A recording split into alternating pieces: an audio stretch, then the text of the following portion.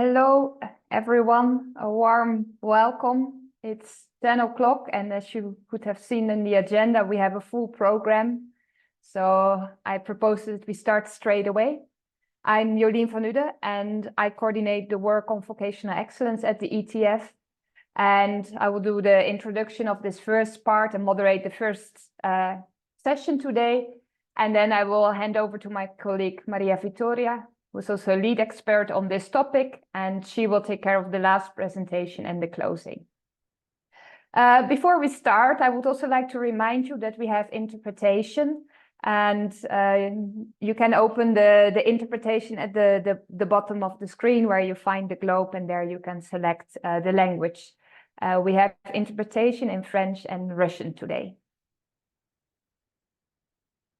If we can also show the slides. Oh, I was about to share the slides myself, sorry. I will show the slides.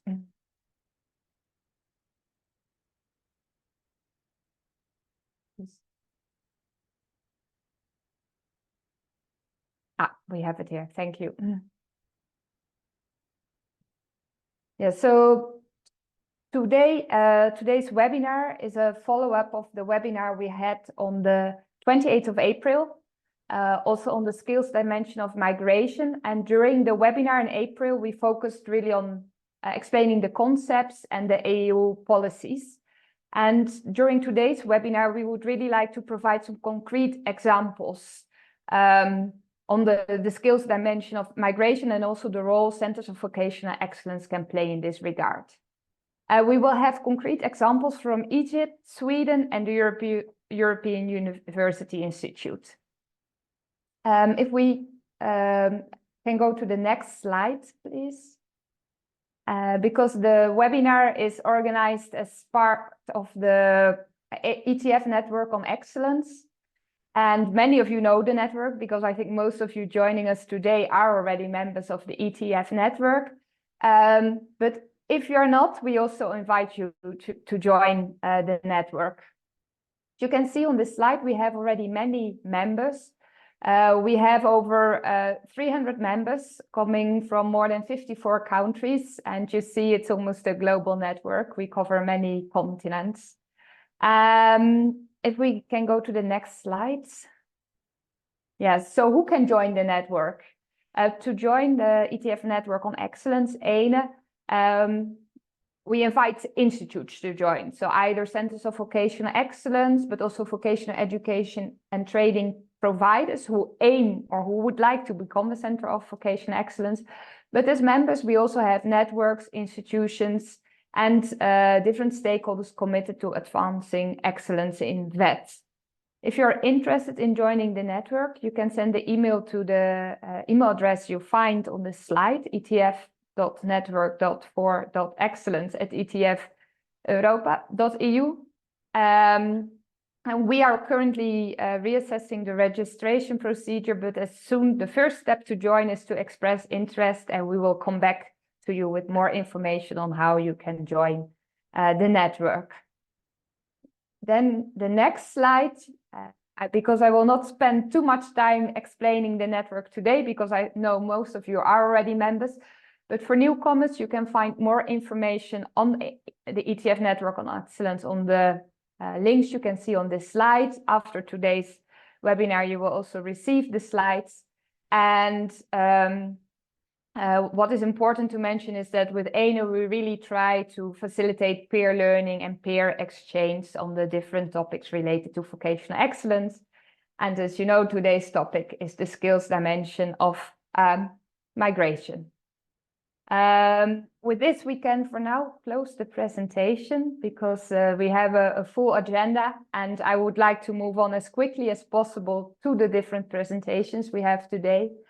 We will now start with 3 presentations in a row, and after that we also have a couple of minutes of questions.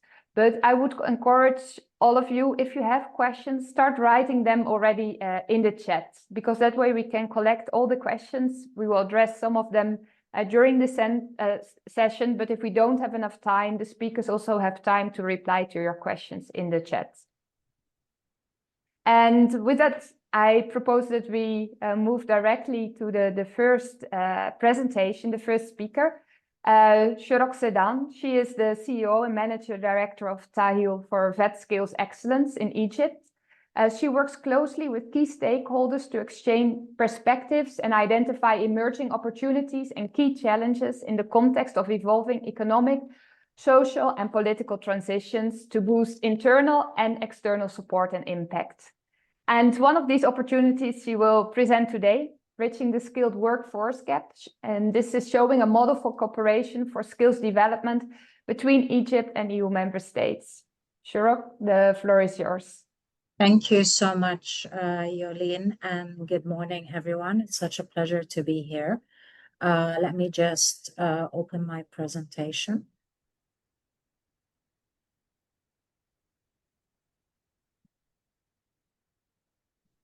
So I'm really excited to be on this panel today because, as many of you are aware, that Africa, of which Egypt is a part of, and sub-Saharan Africa, we have an abundance of workforce that is ready to move into different markets to support global economy expansion and, post the COVID and with everything that is taking place. In Egypt in particular, there are multiple initiatives that are taking place with regards to supporting labor mobility between EU member states and varied Egyptian ministries. We have several Egyptian ministries that are directly involved in the vocational education and training. So they are the ones that pretty much identify workforce and calibers that are able to join the international global workforce. And with that, of course, at the head of that is the Ministry of Education and Technical Education. And we work closely with the Ministry of Education and Technical Education, as well as our strategic partners who are in Finland, Omnia for Educational Partnerships. And we have been very much involved in the labor mobility agenda for Egypt to see how we can expand this portfolio beyond the existing EU initiatives that are supported by the EU and GIZ in Germany and so on and so forth. So there are a lot of challenges that have been identified with regards to the labor mobility portfolio. One of the most important and I think visible challenges is making sure that the qualifications that are being served here in Egypt and many other African countries and other countries as well that are on the labor mobility agenda, they need to be able to meet the EU VET qualifications to the level of competence that is required by different EU member states. Of course, this means that you are not just looking at making sure that the programs that are rolled out from an educational perspective or a training perspective are meeting these EU qualifications, but also that you are building the capacity of the existing trainers and teachers who are actually implementing these programs at the national levels to ensure that any kind of educational institution is either EU accredited or there is recognition of the certification that is provided to the students by the government, relevant government entities, such as the Ministry of Education and Technical Education. We have a very high unemployment rate, so we have an abundance of workforce that exists in Egypt and other neighboring countries, as you're also well aware of that. And of course, having labor mobility on top of the priority agenda of the country is of economic importance, because it definitely supports both the economic and social development of the countries and of the different communities that these young people are a part and members of. The way that the current programs that are currently being implemented for labor mobility, of course, is still quite challenging, because there is really no creative solution with regards to moving to upskilling in a timely manner to support the workforce requirements or workforce needs of the different EU member states. So it takes quite a lot of time. It requires a lot of stakeholders sitting on the table and communicating what is necessary. At the moment, what happens is a one-on-one kind of initiative. So individual workforce people, they have to apply by themselves on their own, rather than under an overarching umbrella to, create this mass disbursement of different workforce across different EU member states. And of course, we are also working on the final challenge, which has to do with setting up relevant policies that are actually applicable, and that can be not only applicable in Egypt, but also across the region in North Africa and other African countries, because we share very much similar educational and reform initiative environments that would allow for this kind of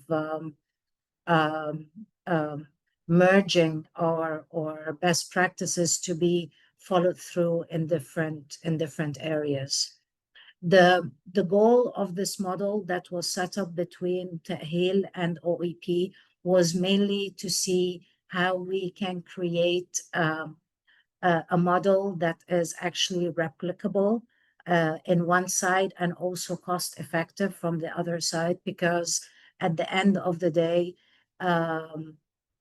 labor mobility is quite expensive for young people who have to undergo the entire process as individuals, especially if they are not engaged in any kind of development projects or development initiatives that support the labor mobility, such as the TAM project that is being implemented in 3 North African countries, and Egypt is one of them. We wanted to make sure that we are tailoring programs that go beyond the existing programs here in Egypt and what the official programs are being provided, but rather supporting employment not only for international markets, but also to support national employment. And this, in a way, helped us in addressing the concept of brain drain, because we were able to succeed in generating partnerships with international local companies that have different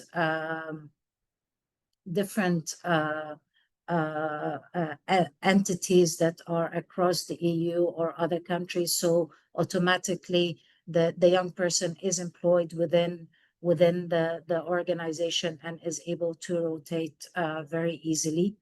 We looked at programs that meet that where young people were being assessed to meet the necessary competence levels. And so we were able to be very targeted in whatever programs that were provided both on the long term. So that's like the educational track or the vocational training aspect.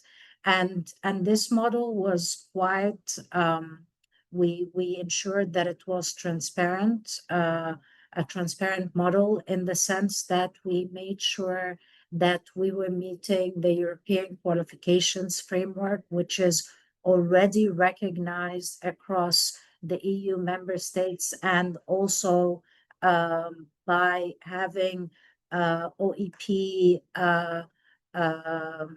recognize these qualifications that are being offered at the different vet institutions that we are managing and operating. This makes it very much easier for the pre-recognition aspect that may be required in different EU countries, like in Italy or in Germany.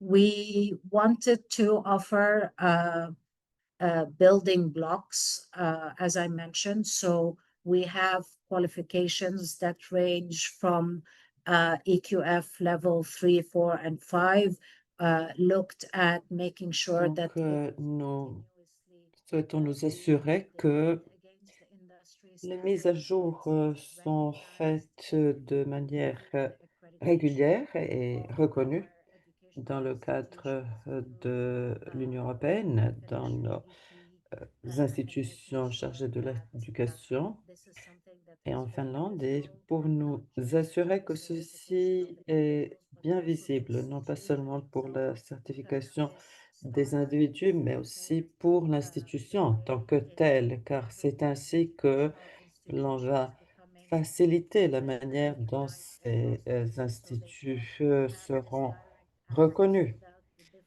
à travers l'Union européenne, ces établissements.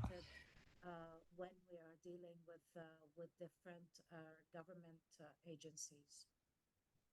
Et lorsque nous avons des contacts avec les agences gouvernementales. Donc, nous avons élaboré des apports proches afin de permettre à la main-d'œuvre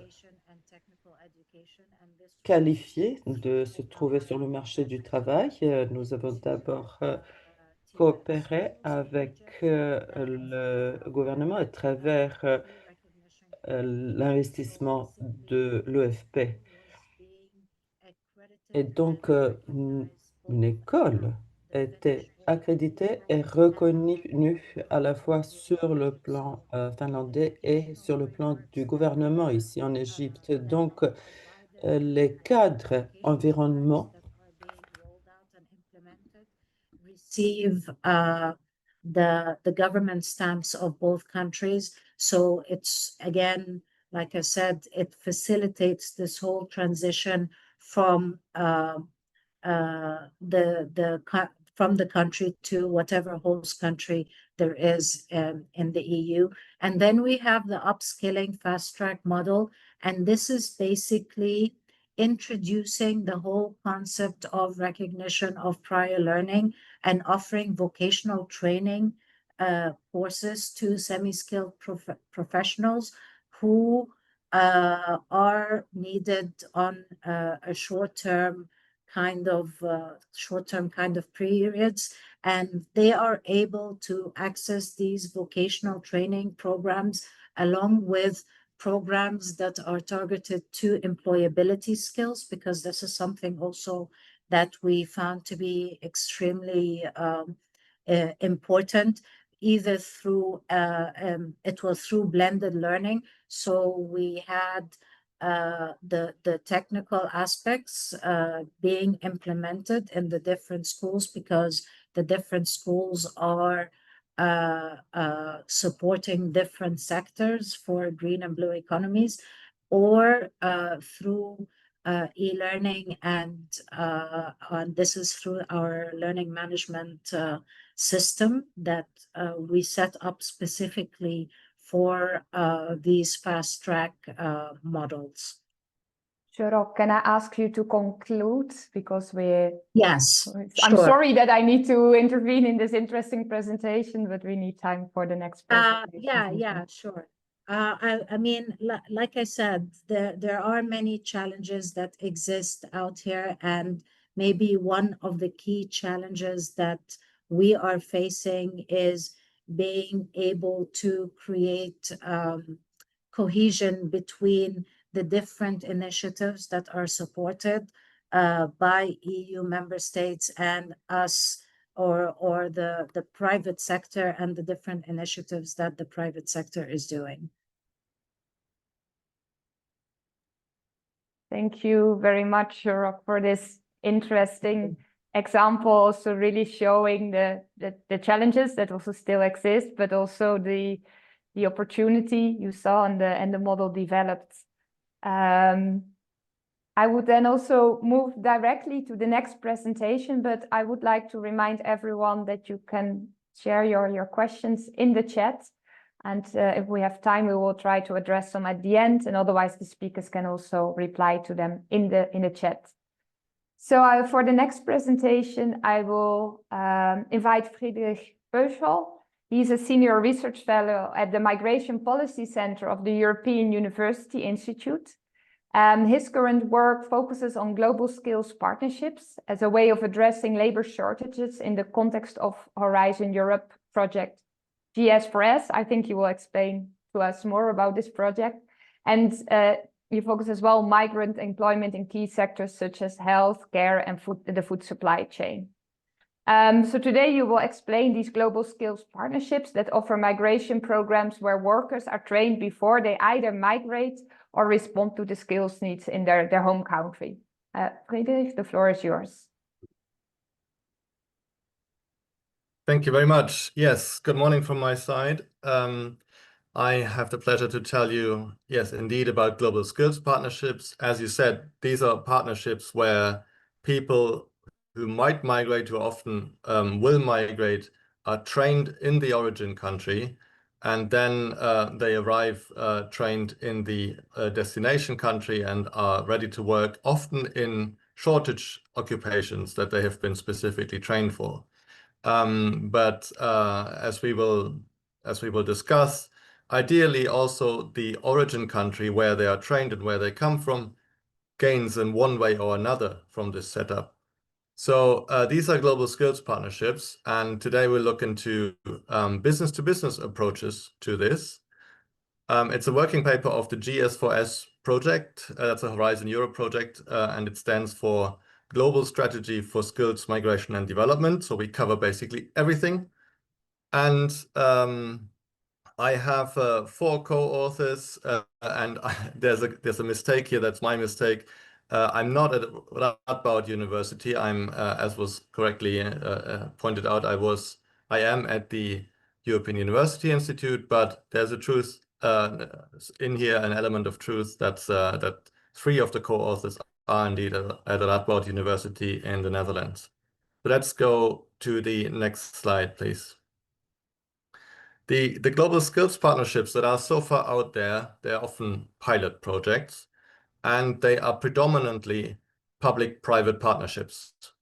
So there's some public actor or some NGO basically running the show.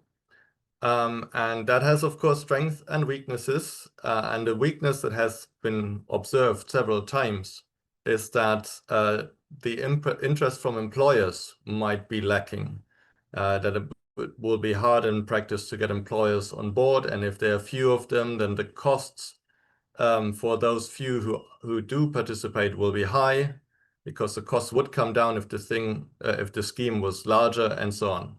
So the question arises, would it make sense to have business-to-business partnerships, basically where businesses run the show themselves? Is that perhaps a way to get much larger numbers involved in these kinds of global skills partnerships? And in this paper, we look at some concrete setups for such B2B partnerships. And we assess their strengths, weaknesses, opportunities, and threats. Let's go to the next slide. So here is I give you one example of 3 or 4 that we look at in the paper. It's 3 or 4 because it's a variant. There's a variant of one of another. So here the infographic on the left shows you basically what is happening in this concrete business-to-business setup. You have a country of origin, you have a destination country, and in both countries there's an employer, and they together set up a joint venture in the country of origin. This joint venture organizes training, again, in the country of origin, recruiting locally people to train, and then some of these people after the training migrate to the destination country and work for one employer in the joint venture, and others stay in the country of origin and work for the employer there. So once you go through this, through the strengths and weaknesses, what we find is that this is quite flexible and adaptable, and therefore will be quite attractive for business. They can sort of organize this and shape the training in particular to pretty much what they want, what they currently need to fill their positions. And when that changes, they can just adapt to that new need that they have. They just have to stick their heads together between two employers and say, okay, let's do things differently. And then that's again pretty much exactly what they need. What I find very nice here is that the origin country has kind of a stakeholder and therefore hopefully gains, because there's an employer in the origin country involved here that will say, okay, I also want to get trained workers out of this. It can't be that everyone just emigrates. We also have this need. We will make sure we get our share here. And that is good for the origin country if there's more trained workers than in the origin country working for an employer that has jobs for them. Also, one has to point out the training quality in this setup is likely to be high, because after all, you will end up working for either one of these employers, and they decide what the training will be. They will train you to what they need, and make sure that you are trained reasonably well before you arrive. That's very much in their interest. The weaknesses include that, okay, the setting is flexible, but then it's not so clear when it sort of meets the criteria for a global skills partnership. And imagine that there is such a setup, but in the end, the authorities say, oh, actually, we don't recognize the setup. The people who are now supposed to migrate to work for employer 2 here, they just don't get a visa. Then, of course, things collapse, or it just doesn't work out. There is, as always with joint ventures, there's a risk of disagreement between the two employers involved. Setting up such a joint venture involves quite some transaction costs. That is also a weakness. And it often then, or in practice, it would require prior contacts that you have across borders. And that would normally be larger firms to begin with, or firms that already are active abroad. The opportunities here are, for example, to fix this problem that you don't know if it's recognized as a global skills partnership, and you therefore get the visas that you need. That could be fixed by a template, sort of MOU, a memorandum of understanding, that just that kind of thing has to be used for the joint venture, and then it will be recognized. Something like that could be done. One of the threats I want to point out here is that it could in practice happen that the employer from the destination country basically runs the show alone, setting up some sort of shell, an empty company, basically just a front in the country of origin, that then formally becomes the partner in the joint venture, but actually doesn't have any say. Okay, let's go to the second example, the next slide. This is quite similar. The difference here is that there's no employer in the origin country.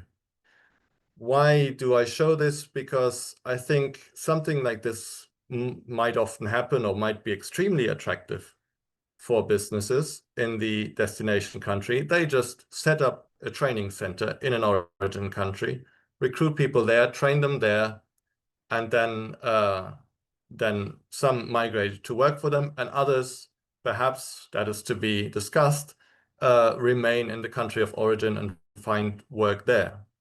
So the strength of this is, yes, it's extremely attractive for businesses. They don't have to agree with anyone else, right? They can do exactly what they want, exactly the training that they need. And the training quality therefore is likely to be high. The weaknesses are, again, is that a global skills partnership? Will authorities issue the visas needed here? It's not so clear. It's also not so clear how the country of origin will gain.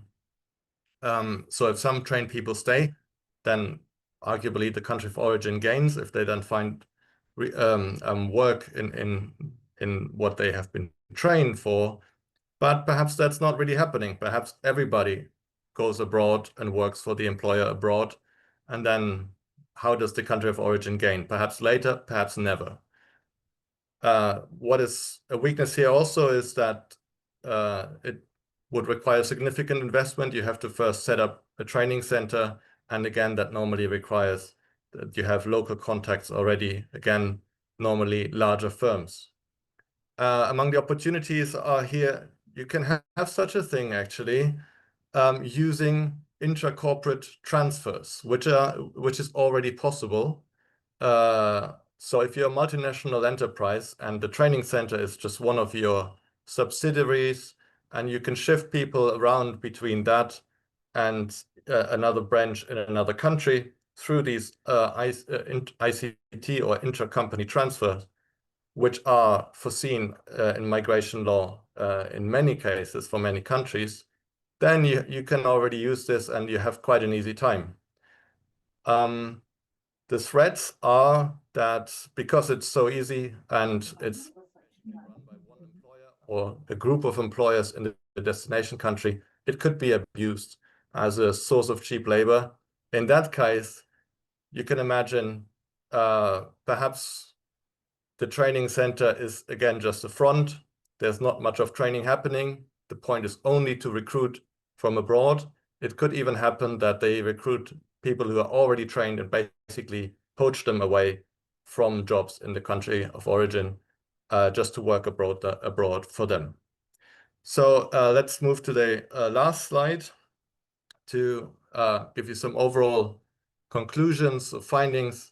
So these B2B setups have a strength throughout, that is that they are adaptable to the labor. Solutions B2B. And because they're so involved, they make sure that it makes sense for them. And that then makes it attractive for employers to run these schemes and to perhaps set up these schemes and be involved, which in a way fixes the problem that current schemes have.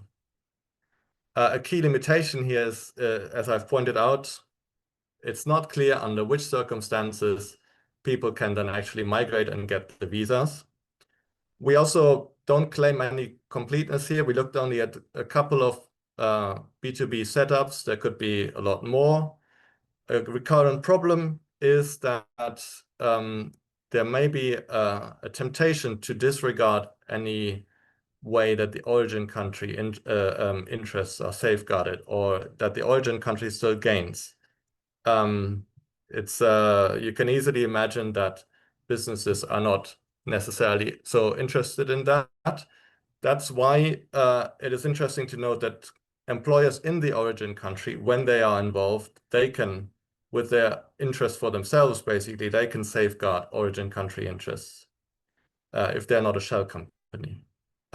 Intra-corporate transfers already allow for such a thing to happen under existing laws in many cases. This is perhaps underused, but of course that is something then for multinational enterprises. When we talk about small and medium-sized enterprises, and that's the last point here, in practice they may not have an alternative to using intermediaries because they don't have the local contacts, they don't have the expertise, they don't have the legal department, and so on. And that, intermediaries, we look at that too. So I encourage you to look that up in the paper as another example. But of course, we all know about abuse by intermediaries and scandals. So the question is really, can that be a scandal-free quality mobility industry catering for SMEs, for example? Thank you very much. Thank you, Friedrich, for this very interesting presentation. It's also really interesting to see this joint venture approach. And I think you also really emphasize this win-win approach. And I think also Shorok in her presentation shows this example that there needs to be benefits for both sides. So we a bit behind, so let's move on as quick as possible to the next presentation. And for this presentation, I'd like to invite Katarina Puhachova. She's project manager at the Universitetet, I'm not sure whether I pronounced that correctly, in Sweden. And there she leads the European initiative focused on vocational education, labor market integration, and digital transformation. And she will present to us two models, and I will not try to pronounce them, but they address key challenges like qualification recognition, skills mismatches, and the models represent effective and inclusive solutions for labor market integration. Over to you, Katarina. Thank you, Jolene, for the introduction, and I will share my screen. Okay, I hope that you can see my screen. Good morning, everyone. I'm Katarina Puhachova, and it's an honor for me to be here today to contribute this important conversation on skills and migration and how Centres of Vocational Excellence can act as the catalyst for migration integration. So let me begin by giving you a short overview of Folkuniversitetet, the organization that I represent. We are one of the Sweden's leading national education associations with a mission that spans lifelong learning, vocational education and training, adult learning, and labor market integration. What makes us unique in our role is the folkbildning. In Swedish, it means learning for everyone. So it gave us the great foundation to make our learning more inclusive, to integrate the principles of the democracy and empowerment.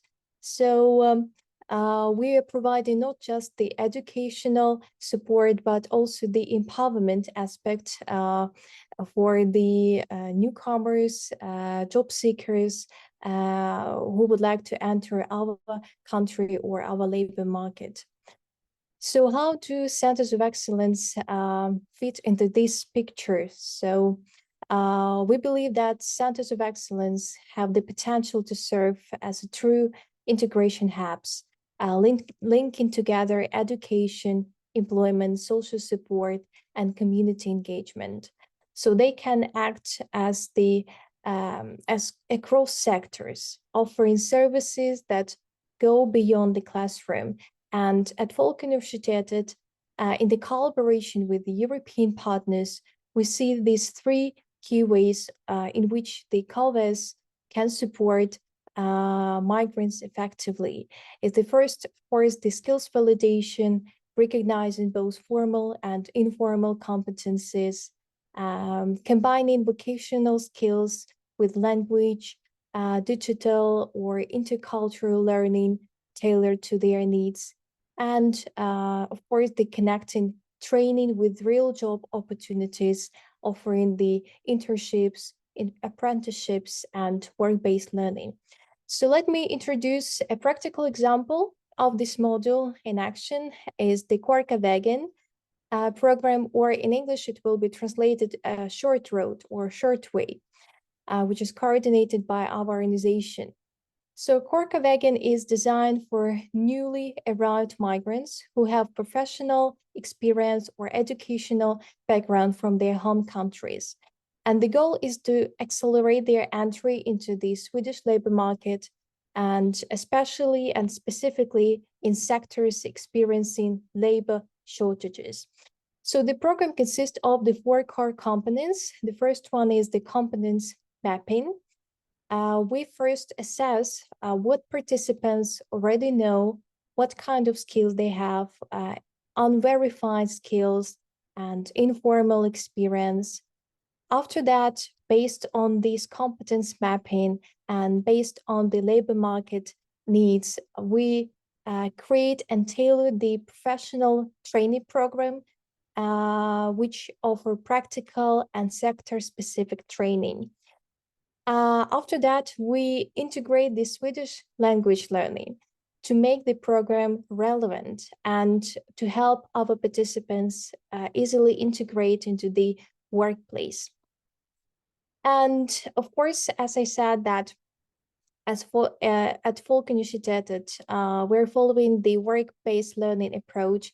Our participants, they learn at work. So through the internships and apprenticeships, we try to integrate and to connect them with our Swedish employers.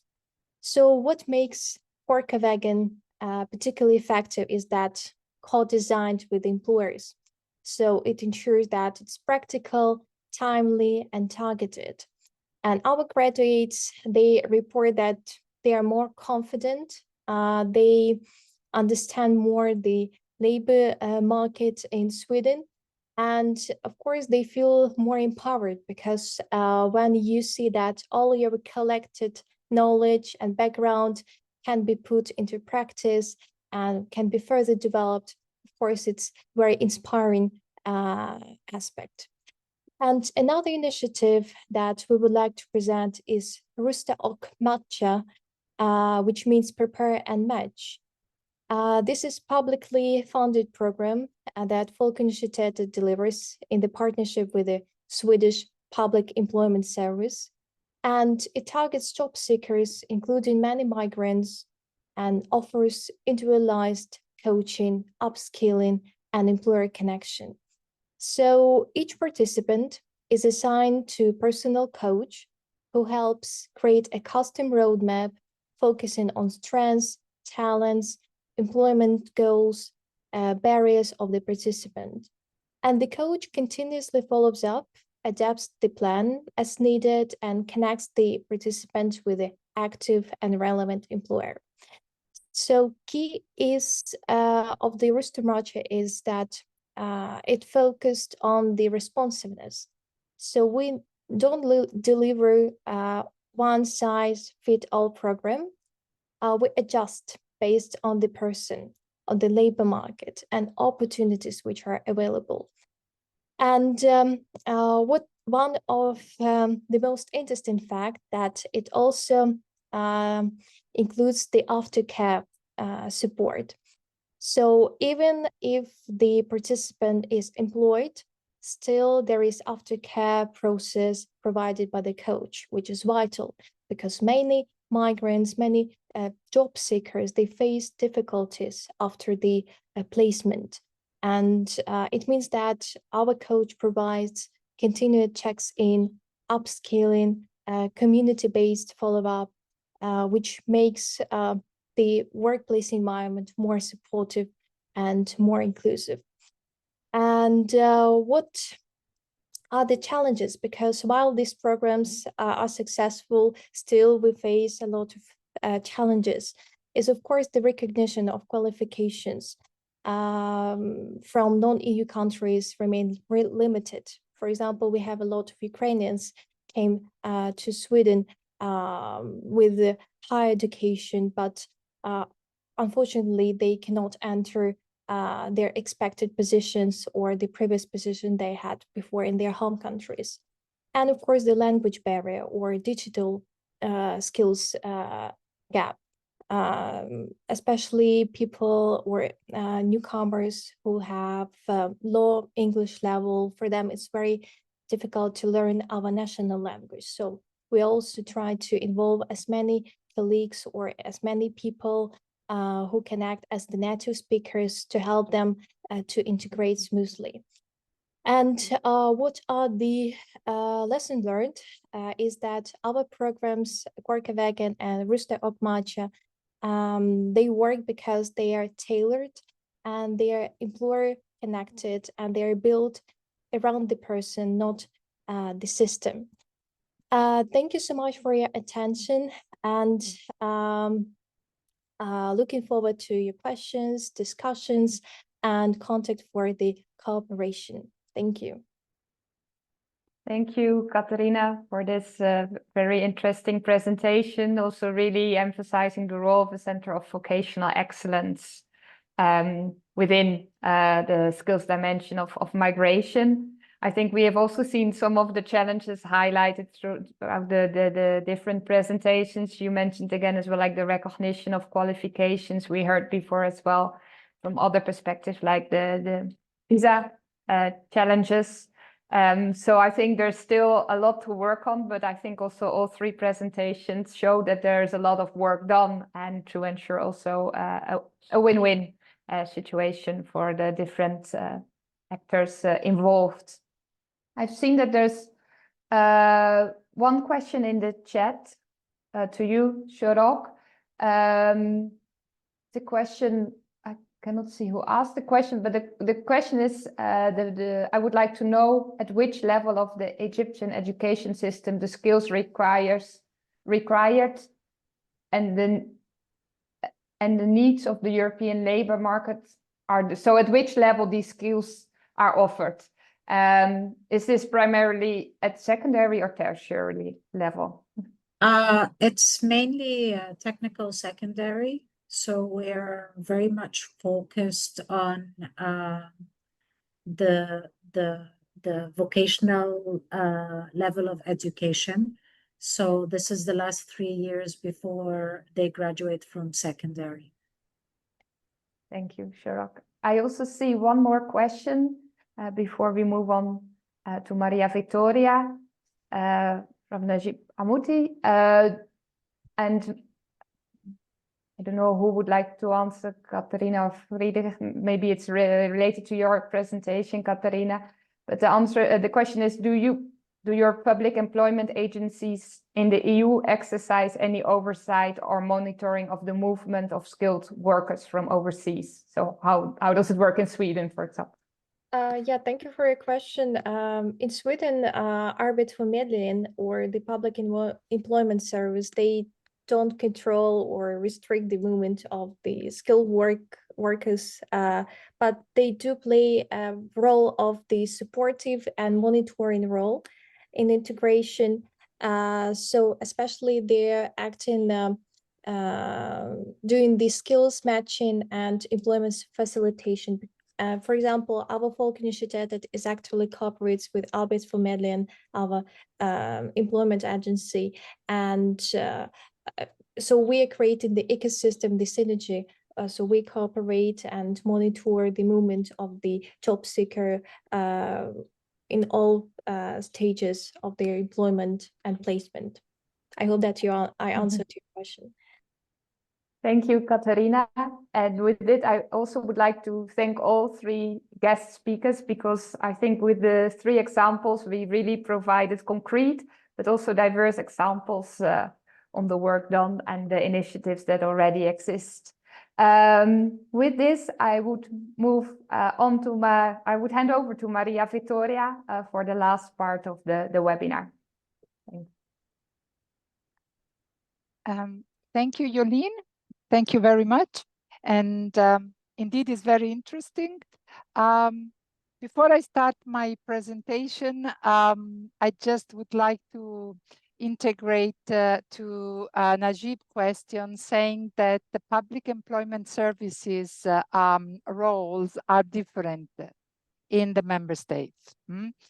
Migration, labor migration, getting contract with employers, visas, all this is under the sovereignty of each member state. So also the prerogatives and roles of the public employment services need to be looked at individual member states. Okay, so my name is Maria Vittoria. I'm a migration focal point here in ETF. I'm very happy to be with you all today. And what I would like to share is ETF recent study findings on migrant women as learners. Why did we focus on women? Because there is a constant increase in female migration. At the moment, they constitute 42% of the total labor migrants, and their skills levels are increasing. So more and more highly educated women are moving. And in this panorama, overall, the specific support measure to upskill or reskill or support women are very, very weak. So we decided to have a look better at what happens with the skills availability and skills needs of migrant women. Our logic is that what we call the triple win. So we as ETF promote the idea that migration should be a gain for the countries of destination, of course, but also for the countries of origin and also for the migrant themselves as persons to have a better professional, but also personal life. I will go quickly through the slides, but you will receive the links to the full study as part of our, what is in the chat. There is a link, you will find everything about the study. So what is the study about? It's a qualitative study. So we went to interview migrant women on the assumption that migrants have very clear ideas about their needs, and they need to be seen as persons, not only as numbers or skills to be moved, but people who have an agency and who know about their needs, including about skills. So we went to interview 60 women in 3 countries that were Morocco, Georgia, and Tunisia. These countries have been selected on the basis of various factors. For us, it was important to test also this methodology that can be replicated also in other countries. Together with the government authorities, we have selected subcategories of migrant women, which you can see here highlighted in yellow. So for the 3 countries, we went to interview seasonal migrant women. For Georgia only, we also interviewed returnee caregivers, and for Morocco and Tunisia, potential migrants. What was the result of the study? Sorry, previous slide. And that you will find on our website. It's a cross-country analytical report where we compare results across the 3 countries, but you will also find 3 country sections. So for every country, you have a specific report. And then we also produced a policy brief with recommendations for action, which you may find useful in your activities and work. Let's move to the next slide now. So what were the research questions? Very briefly, they were around the 3 main issues. The first one about availability, meaning we asked women, migrant women, what are your skills? What are your qualifications? The second question was about usefulness. I mean, how far the skills and qualification you currently have are useful in your migration experience. And then the last one, we asked which skills and qualification you think are missing and how you would like to acquire them. And here there is a very important role for Centers of Vocational Excellence in what is all about upskilling, reskilling, and skills provision in general. Let's move to the next slide, please. So in this table, you find summarized what have been the requests for from these migrant women. And you find them grouped by different categories of support, which are around the skills provision, information, and support services that we will see in a minute more in detail. We also put them, as you can see, in a cross-country perspective. So you can see what is specific to the different categories of migrant women and also what is different. But all in all, what we can draw from the interviews is a very powerful sense of agency by these women to get really a life change out of migration. But let's see what they are asking. First of all, they would like to have more training measures. Around 7 pillars, I will not go to the details, but you can read by yourself and you can find it in the study. So they would like to have comprehensive pre-departure training covering all aspects of migration, from integration in the countries of destination, language, vet skills, information, logistics information, and apparently this is not always the case. Language comes out as a very important element, although this is a bit disregarded vis-a-vis seasonal migrant women. I would like to open a parenthesis on seasonal migration. It seems as a triple win experience, a model.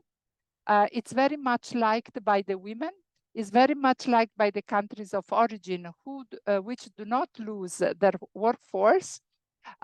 These women come back and they can take care of the family, they can be active in the society and in the labor market, and also they fit the needs of the countries of destination. As such, this can be considered really as a triple win pattern. And countries like Tunisia are now thinking of also enlarging this to male. Okay, that was a small parenthesis.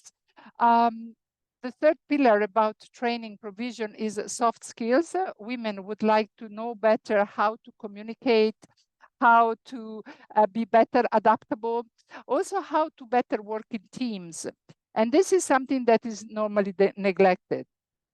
Then, of course, they would like to know better about sector-specific skills. This is the case especially for the medium, highly skilled women that are ready to leave from Morocco and Tunisia to look for better work for their life. What struck us as well is the request for more entrepreneurship and financial support. Women want to set up their businesses after migration, and they would like to be better financially literate. Then they ask for modalities for training that take care of their other duties like family care and others. And then on the financial accessibility of training courses, they would like these courses to be free because they are normally not having big revenues. Next slide, please. I'm aware of time. Support measure professional orientation. That is very much looked for, support in job matching, recognition of qualification, as you just said. Also quite nice is that they want to network with other women. So they see other women as role models, and they would like their countries to set up circles of migrant women so that they can learn from each other. Mentorship comes out also as an important request, and psychosocial support. That was especially the case for the caregivers. Next slide. Information that they would like to get more information with targeted awareness campaigns of what is available, how to be involved in mobility programs, in mobility schemes, maybe with publicity on public means of transport, on train stations. They were very, very concrete in giving tips how they would like to be informed through the radio, for instance. And they are very keen that the government of their countries is besides them, that they are not let alone as citizens. As it's 10:58, I move to the next slide, which is not about the study, but what is going on in ETF on migration and how you can join us. First of all, I'm very happy to share with you that we are setting up a community of international experts on skills and migration. It's called MigCom. You can join us by registering at this link, EU survey. You will receive it in the materials of this webinar. The community was launched in April, so we started our activities just now. So please join us if you are interested to share your work, to know more about skills dimension of migration and what policy option could be put forward. We especially welcome also PhD students, young researchers that can make their career around the skills dimension of migration. Our next webinar will be on the 17th of July under this community. And a call for papers that we launched beginning of this month. It's due on the 30th of June, so there are still a few days if you want to submit your abstract.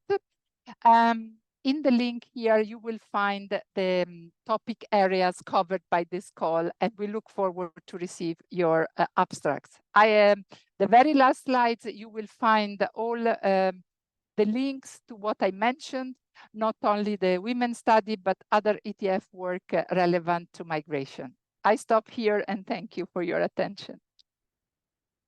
Thank you, Maria Vittoria. We are exactly at 11 o'clock, but there are 2 questions in the chat. So maybe we can close by answering those 2 questions. Now I lost the chat. Let me see also the chat. I had it open. I don't know where it went. Now I lose everything. Yeah, I have it. So they're both from Esra Kai. So the first question is, now I see only one left. What happened with the first? Here. So how were the countries selected, Maria Vittoria? And the second one was, she mentioned as well, like they observe a lot of work without contracts, informal work, especially when it comes to seasonal jobs. And this makes seasonal migrants vulnerable to exploitation and leaves them without contribution to their health, insurance and pension, where these aspects also explored by the study. So maybe with these 2 questions, we wrap up and we close the webinar. Yeah. Just allow me to say that for any further question, please contact us by email. We can set up online meetings, bilateral meetings.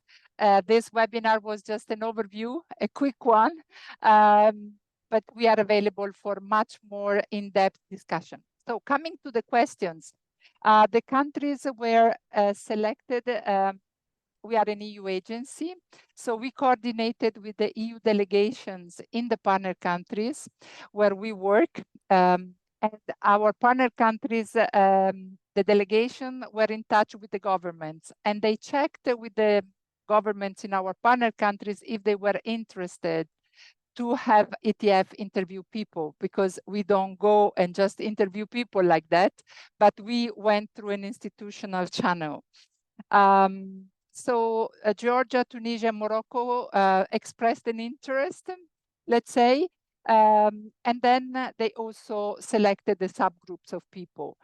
These 3 countries, 2 of them, Morocco and Tunisia, have talent partnership with Europe, and this gave also some kind of further attention from ETF. You know, talent partnership is a new mechanism put in place by the member states to coordinate their efforts vis-a-vis labor migration. Egypt is also part of talent partnership. The other question was about informality. Yeah, that is really a big problem, especially in seasonal migration. We did not investigate that aspect. We, together with the governments of the 3 countries, the public employment services, we looked at legal pathways of migration, organized, for instance, in Morocco by ANAPEC or in Tunisia by ANET, which are the public employment offices. So we did not explore that. We concentrated on skills dimension, but it's a very important topic. I'm done. Thank you. Thank you for your questions. There's one last question. Let's put it there as well. And maybe you partly addressed it. Like, how was the promotion of migration of females handled, especially in conservative communities? Was this addressed or somehow explored during the study? No, we did not look at how it was promoted, but rather, and you can find this in the country sections, Sharoke, we asked these women what were the motivation to leave, okay? And so there was this very strong sense of agency to become protagonist of their life, to have a better status in their community, and very importantly, to give a better life to their children. That came out very strongly, especially from the seasonal migrant women, because they practically all of them have a family. So they want, with the money they get, to give better education, better health to their children. whereas the potential migrants are basically highly skilled single women that want to live for good, let's say. I see Katerina has a hand raised, maybe? I think it's by accident because I just Okay. sorry. Okay, I think with this we close. We're 5 minutes over past 11, but I think with so many interesting presentations and concrete examples, it was also very ambitious to stay within 1 hour. We hope that these presentations has been very useful and inspirational to you as well, and maybe also provides opportunities to connect and to further elaborate on this topic. And as Maria Vittoria mentioned as well, if you have any further questions, feel free to write to us. And after today's webinars, you will also receive all the presentations and links. So with that, I would like to wish you a good continuation of your day. Thank you. Thank you all. Merci beaucoup. Shukran. Thank you. Thank you very much. Thank you. Have a great day. Thank you. Thank you. Bye-bye. Bye-bye. Bye.